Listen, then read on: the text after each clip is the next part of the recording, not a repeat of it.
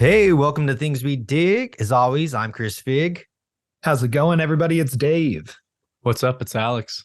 What's up, fellas? Good to see your face. So today we are going to talk about Mandalorian season 3, but I want to ask you guys, there's been a whole lot of Star Wars that's been thrown our way.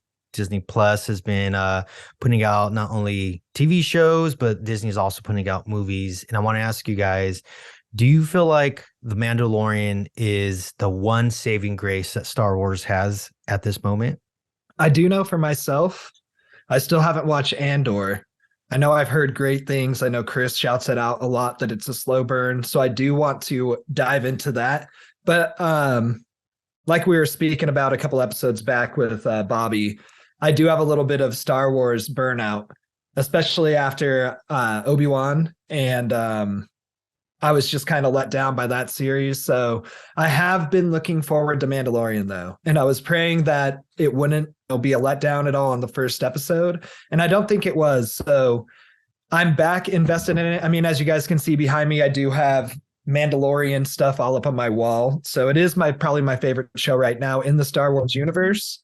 But yeah, that is, I've been enjoying it so far, at least on this first episode. Yeah, I've been enjoying it. I'm not quite there as far as Star Wars burnout goes. I do agree with Dave. Obi-Wan was a big sort of disappointment. It was awesome, but it just wasn't the hype. But I'm still stoked for every Star Wars to come out. Andor is fucking dope. You need to watch that shit. It to me was like that. It was a nice breath of fresh air. But Mandalorian has kind of really shown it. Book of Boba Fett, they're good. It's Disney. They're trying to cater to so many people. And but still, I think this episode really was like, okay, cool. Good story. Got me hooked right away. I wish it was a little longer, but it is still perfect. And I'm still stoked. I want more Star Wars personally, but I am afraid of what Marvel has done. It's just gotten too much. And I don't want them to do that with Star Wars. So hopefully they find a nice medium. But I feel like Andor is great and it's such an awesome show, but I don't feel like it's going to really rev the engine for Star Wars fans to want to come back as much, just because it is a slower burn. It does take, time for things to build up in that show. So I do think Mandalorian is still Star Wars and Disney's saving grace because it has a little bit of both. It has what Andor has, great storytelling, but also has like the action that we want to see in it too as well. And I also throw Bad Batch out there. I feel like that is a underrated kind of Disney Plus Star Wars project that I know a lot of people are fans of, but when you talk to other people, especially fans that are around our age, you're like, oh, isn't that like a kid's TV show? And I'm like, man, if you only knew the darkness of Bad Batch and the animation has been tenfold too since, the Clone Wars animated series came out.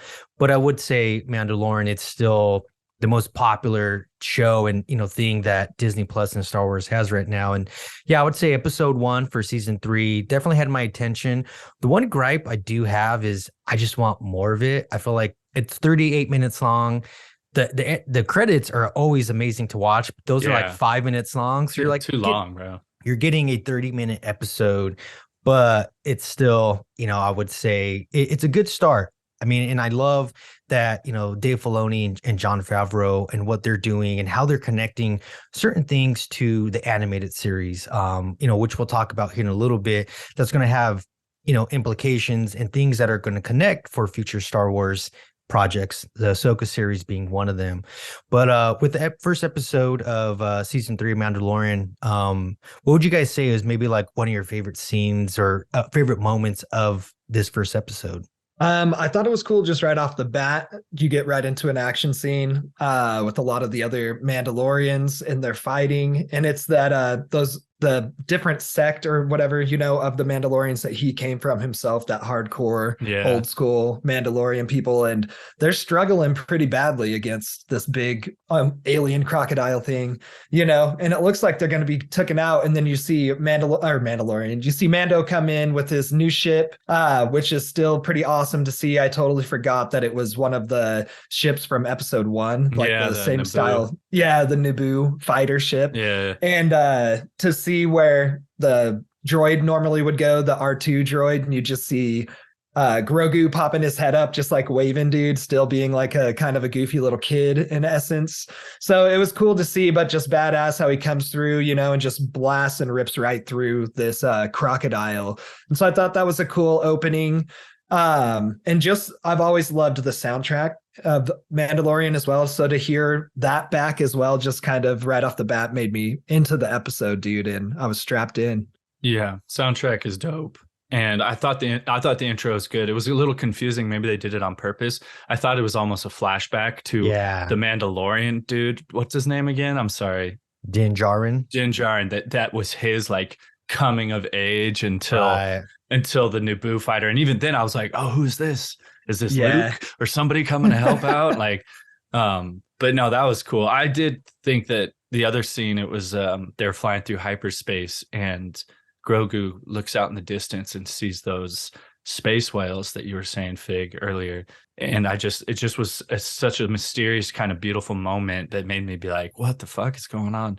I wanted to look into it and I didn't. I talked to you behind the scenes, Fig, and you kind of told me more, that it was like a nod. Hopefully we'll see more, but that really opened my creativity or my curiosity into thinking like, what is this? Yeah. What does it even mean? I don't know. Yeah. For those, I mean, that's one thing there's good and bad. Like I said, a lot of like that has a direct connection to the Rebel series, which again, Dave Filoni was part of, and I'm pretty sure was like the main, head creator of that show. And the implications of what I was saying earlier to the Ahsoka series is when the Rebels, spoiler alert if you haven't watched Rebels, but they use they're called Purgles, I believe. I'm pronouncing that right, but I just call them hyperspace whales. And it's the very last episode of Rebels. There's you don't know what happens to Ezra, who's the main character of Rebels, and Thrawn, Grand Admiral Thrawn. And, the space whales take an effect. They crash each other. They disappear. And you see Ahsoka and another Mandalorian, Sabrine Wren. It looks like they're going to go look for Ezra. So I'm thinking that they put that in here, maybe just for a fun cameo, but I also feel like that's gonna, have something to be involved with the Ahsoka series and figuring out what happened to Ezra and Thrawn, which makes me really excited. And then also too, just flowing through hyperspace seems so peaceful, right? It's like, yeah, dude. I just thought it was awesome. It's cool.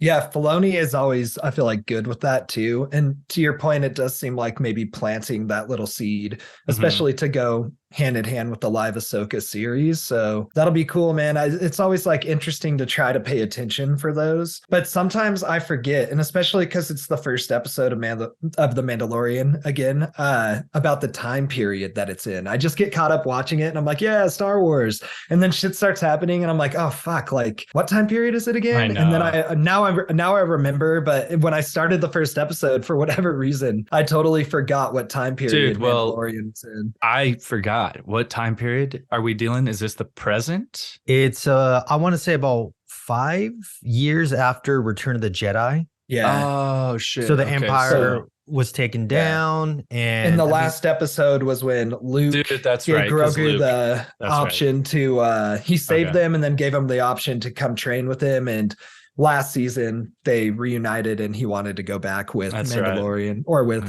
Din Djarin. So yeah.